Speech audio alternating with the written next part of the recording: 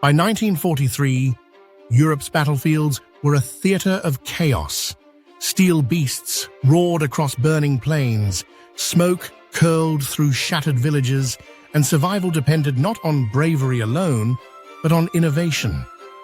Deep inside the German war machine, engineers were about to create something remarkable, a vehicle that was fast, deadly, and almost beautiful in its precision. But behind that perfection hid a truth that would earn it a haunting nickname: Germany's glass cannon. The story of the Sd.Kfz 234-4 begins not with triumph, but with frustration. Earlier German reconnaissance vehicles struggled off-road. They were powerful on paper, but clumsy across mud and snow. And the war demanded speed. German tacticians wanted a recon vehicle that could move as swiftly as the wind, see without being seen, and strike with deadly accuracy. From that demand emerged a revolutionary concept: an 8-wheeled armored scout car, sleek and balanced, built for mobility and power. Its creators didn't know it yet, but they were designing one of the most advanced armored vehicles of the Second World War, and one of the rarest. At its core, the 234 series represented German engineering at its most daring. Unlike its predecessors, this wasn't just a metal shell on a truck chassis. It was armored from the ground up, sculpted steel plates forming a unified hull that offered both strength and agility. Beneath the hood roared a 220 horsepower air-cooled diesel engine, one of the first diesel engines ever installed in a German armored vehicle. That alone made it special. It could travel nearly 100 kilometers on rough terrain and reach speeds of 80 km/h, an incredible feat for a 12-ton machine. But what truly set it apart was its dual-driver system. 2 drivers, one facing forward and one backward. That meant the 234 could retreat as fast as it advanced. It was designed to survive, to hit hard, gather intelligence, and vanish before the enemy could react. And yet, even the best machines are born in struggle. The prototype faced countless mechanical issues. Engines overheated, welds leaked, and gearboxes jammed during trials. But Germany's engineers, stubborn and brilliant, refused to accept defeat. By mid-1943, the vehicle was ready. It was time to arm it. The first versions carried light or medium guns, the 20mm autocannon, the 50mm, and a short 75mm. But as the Allies grew stronger and their tanks more formidable, something heavier was needed. The result was terrifying. The Sd.Kfz 234-4, equipped with the infamous 7.5 semi Pak 40 anti-tank gun. This was the same weapon that had shattered Allied armor on countless battlefields. Mounted on the lightweight, fast-moving 234 chassis, it became a mobile tank killer, quick, lethal, and versatile. But that power came at a cost. To fit the massive gun, the engineers had to remove the turret entirely, exposing the crew to open air. There was no roof, no heavy shielding, just a steel plate around the gun mount and thin armor on the sides. For the men operating it, the vehicle was both their weapon and their coffin. It could destroy an enemy tank at 1,000 meters, but one direct hit in return, and it would be torn apart. That's why soldiers who served in it called it what it truly was: a glass cannon, fragile yet fearsome. The Sd.Kfz 234-4 was elegant in design and brutal in purpose. Its 8 wheels were all powered and steered, allowing it to glide across terrain that stopped other vehicles cold. Its mobility made it a nightmare for enemy armor columns, striking, retreating, then circling back to attack from another angle. In the chaos of retreating fronts during 1944 and 1945, the 234 became the eyes and fangs of the panzer divisions, scouting enemy positions and eliminating threats long before heavier tanks arrived.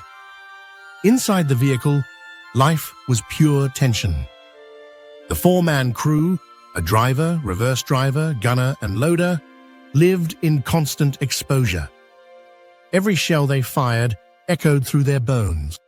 Every hit they took was a gamble between life and death. Yet reports from the front show that crews admired it deeply. It was reliable, surprisingly fast, and, when handled by skilled men, nearly untouchable. Production, however, was its Achilles heel. Between 1944 and 1945, only about 70 St.Kfz 234-4s were ever built.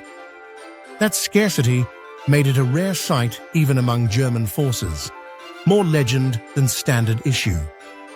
While other tanks like the WWII and Panther dominated headlines, this little eight-wheeled phantom quietly carved its name into military history. To understand its impact, imagine the battlefield of 1944, the Eastern Front collapsing, the Allies storming France, and German divisions desperate for speed and flexibility. The 234-4 gave commanders a mobile gun platform that could fill gaps, ambush advancing armor, and escape before artillery rained down. It was the very definition of tactical efficiency, and yet, tragically, it came too late to change the war's outcome. Its PaK-40 cannon was capable of penetrating the frontal armor of most Allied tanks, including the Sherman and Cromwell, even at 1,000 meters. In technical terms, it was devastating. Armor-piercing shells that could punch through 90 millimeters of steel, leaving nothing but smoke and wreckage behind. But for all its firepower, the vehicle's thin armor made it vulnerable to even small-caliber anti-tank weapons and airstrikes. Many crews didn't survive their missions. The same open-top design that allowed a full view of the battlefield left them helpless against strafing aircraft or grenades dropped from above. Still, soldiers respected it. There's something poetic about machines like these, built too well, too late. The Sd.Kfz 234-4 embodied the brilliance and desperation of late-war Germany, pushing boundaries of design, yet fighting a battle already lost. Every plate of armor, every bolt, every detail spoke of a nation clinging to technological hope amid strategic collapse. After the war, few of these vehicles survived. Those that did became museum pieces, silent relics of a vanished era. Visitors who stand before one today, like the example at the Panzer Museum Munster, often feel a strange mix of awe and melancholy. Its angular lines still look modern, its gun still intimidating. But its story whispers louder than its steel, a reminder of human ingenuity born in the shadow of destruction. What makes the St.Kfz 234-4 unforgettable isn't just its weaponry or rarity. It's what it represents, the eternal paradox of warfare, the pursuit of perfection amid chaos. Here was a machine that embodied speed, precision, and lethal grace, yet it was as fragile as the men who rode it. It stands as both an engineering masterpiece and a cautionary symbol, proof that even brilliance cannot outrun fate. In the end, the St.Kfz 234-4 didn't win battles. But it did something more powerful.